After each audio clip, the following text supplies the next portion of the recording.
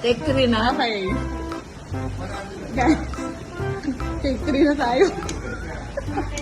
Kamusta naman po ang halo-halo sa Digman?